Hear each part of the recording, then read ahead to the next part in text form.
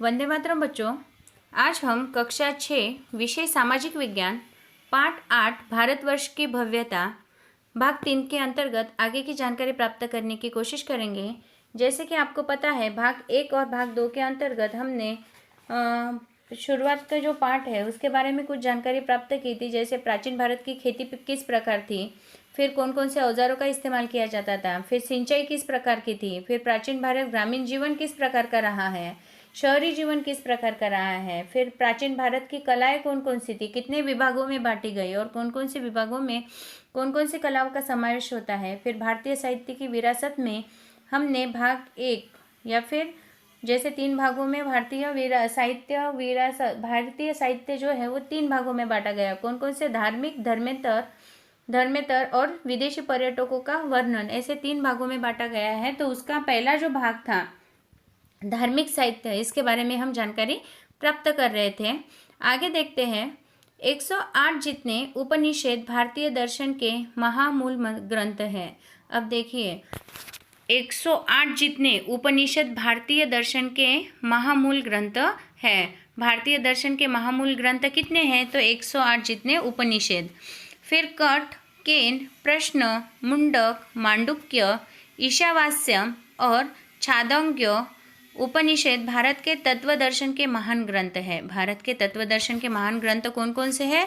तो कठ, केन, प्रश्न, मुंडक, मांडुक्य, ईशावास्यम और छांदोग्य उपनिषद, यह भारत के तत्व दर्शन के महान ग्रंथ में से है। पुराणों की संख्या 18 है।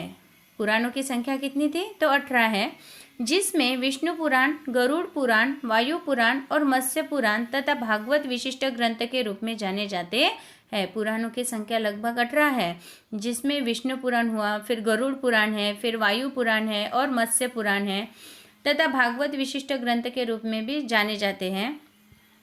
बौद्ध और जैन धर्म के महान ग्रंथों में से हमें सामाजिक जीवन और धर्म की सूचना मिलती है। बौद्ध धर्म और जैन धर्म के महान ग्रंथों में से हमें सामाजिक जीवन और धर्म की सूचना मिलती है कि किस प्रकार का तब का सामाजिक जीवन रहा है और धर्म किस प्रकार था। तो इसकी सूचना हमें इन 2 ग्रंथों में से मिलती है।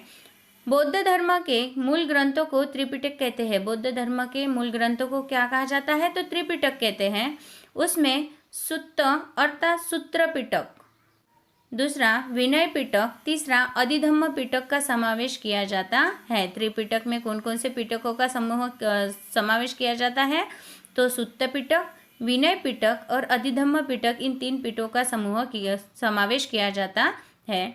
इसके अलावा जातक कथाएं दीध निकाय, अंगुत्तर निकाय और मध्यम निकाय महत्वपूर्ण ग्रंथ हैं। इसके अलावा अगर जातक कथाएं देखिए इस समय की कौन कौन सी थी, तो दीध निकाय, फिर अगुंतर निकाय और फिर मध्यम निकाय, ये महत्वपूर्ण ग्रंथ हैं। नागसेन का मिलिंद पानो, पानो अर्थात प्रश्न, नागसेन का मिलिंद पानो और आर्यमंजीषी श्री मूलकल्प महत्वपूर्ण बौद्ध ग्रंथ है। महत्वपूर्ण बौद्ध ग्रंथ कौन कौन से हैं?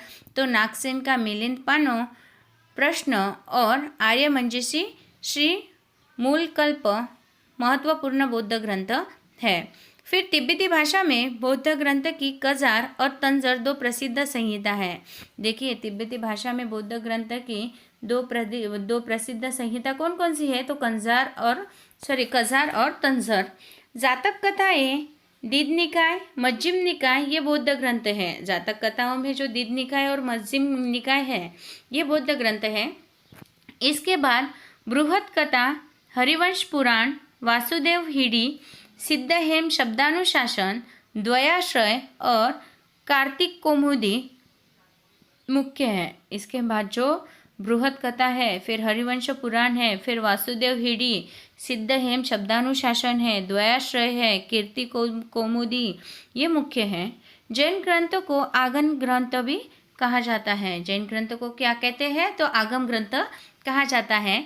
इन आगम ग्रंथों की संख्या 12 है। आगम ग्रंथों की संख्या कितनी है? तो कुल मिला के आगम ग्रंथों की संख्या 12 है। जैन धर्म का प्राचीन साहित्य 14 पर्व और 12 अंगों में बांटा है। जो जैन धर्म का प्राचीन साहित्य है वो लगभग 14 पर्व और 12 अंगों में बांटा है। मुख्य ग्रंथों में आगम, आचारंग और वैतालिक, दशावैतालिक सूत्र महत्वपूर्ण हैं। देखिए मुख्य ग्रंथ जो है आगमो, इसमें आचारंग और वैतालिक, दशावैतालिक सूत्र ये महत्वपूर्ण है। आगे देखते हैं धर्मेतर साहित्य, जिसकी विषय वस्तु धर्म से अलग है। धर्मेतर साहित्य क्या है? ये जो अभी तक हमने जिसके बारे में पढ़ा वो धार्मिक साहित्य थे।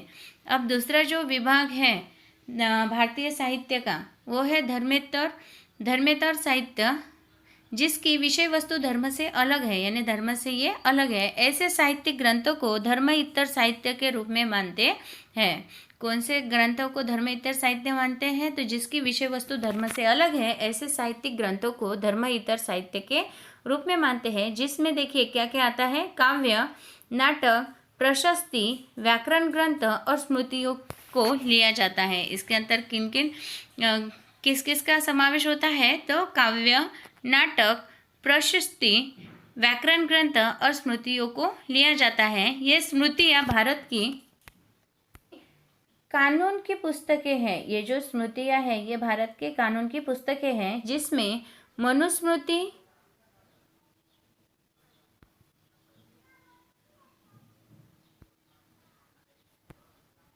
देखिए जिसमें मनुस्मृति, याज्ञवल्क्यम स्मृति और नारद स्मृति को माना जाता है। यानी कि कानून की पुस्तकें हैं। इसमें कौन कौन सी स्मृतियों में ये भारत की कानून की पुस्तकें हैं, जिसमें देखिए कौन कौन सी स्मृति है, जिसमें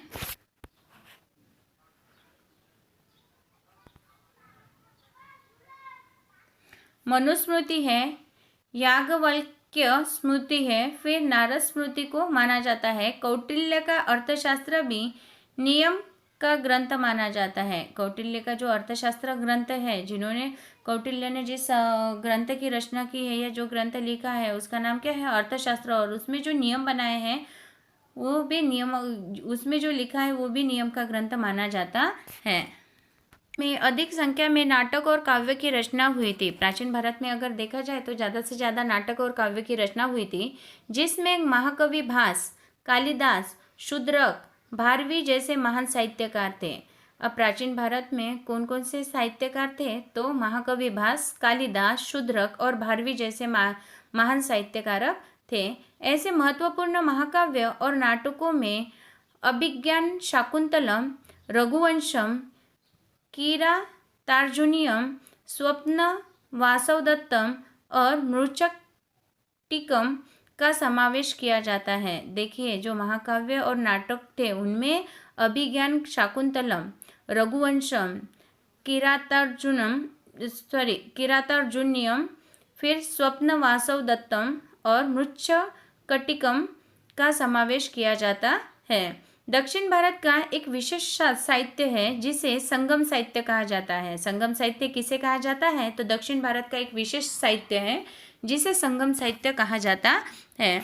उसकी रचना ईसवी सन की प्रथम 3 सदियों में मानी जाती है। जिसकी रचना ईसवी सन की प्रथम 3 सदियों की मानी जाती है, यानी कि जो पहले 3 सदियाँ थी उसकी रचना उन 3 सदियों में की गई है, इस प्रकार से माना जाता है।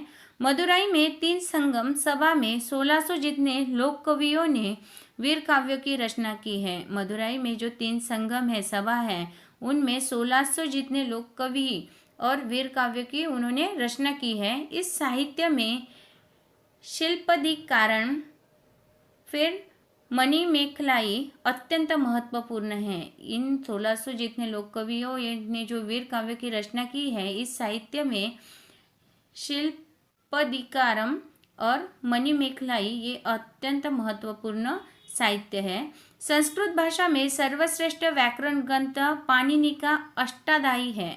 संस्कृत भाषा में सर्वश्रेष्ठ व्याकरण ग्रंथ कौन सा है? तो पाणिनि का अष्टाध्यायी है, यानी कि पाणिनि का जो अष्टाध्यायी ग्रंथ है वो संस्कृत भाषा में सर्वश्रेष्ठ व्याकरण ग्रंथ है, पाणिनि द्वारा लिखित या रचित, जो ईस्वी सन पूर्व 5वीं शताब्दी में लिखा गया था। ये जो अष्टाध्यायी व्याकरण ग्रंथ है संस्कृत भाषा का सर्वश्रेष्ठ ग्रंथ, तो ये कब लिखा गया था? ईस्वी सन पूर्व 5वीं शताब्दी में लिखा गया था। अशोक के शिलालेख से भी प्राचीन भारत के इतिहास, मौर्य समाज की शासन व्यवस्था और बौद्ध धर्म के नैतिक नियमों के विषय में जानकारी मिलती है। अशोक के जो शिलालेख है, पत्थरों पे लिखे गए जो लेख है, उनसे भी प्राचीन भारत के इतिहास के बारे में, मौर्य साम्राज्य की शासन व्यवस्था के बारे में और बौद्ध धर्म के नैतिक नियमों के बारे में विशेष जानकारी हमें मिलती है। गुप्त काल में प्रशस्त काव्य और ग्रंथों का विकास हुआ था। गुप्त काल में प्रशस्त काव्य जो थे और ग्रंथ थे, इनका विकास हुआ था। समुद्रगुप्त के प्रयाग प्रशस्ति के लेखक हरिसेन थे। देखिए, समुद्रगुप्त के प्रयाग प्रशस्ति के लेखक कौन थे? तो हरिसेन थे। तो उदगिरी की चंद्रगुप्त द्वितीय की प्रशस्ति के लेखक वीरसेन साभा थे। जो उदगिरी की चंद्रगुप्त द्वितीय थे, उनकी जो प्रशस्ति के लेखक थे वो कौन थे? वीरसेन साभा थे। बाण ने हर्षचरितम में हर्ष की प्रशंसा की है, और बाणभट्ट द्वारा हर्षचरितम जो लिखा गया उसमें हर्ष की प्रशंसा की है। आशा करती हूँ आपको ये भाग समझ में आया होगा। आगे की जानकारी हम भाग 4 के अंतर्गत पढ़ने की कोशिश करेंगे। तब तक के लिए धन्यवाद।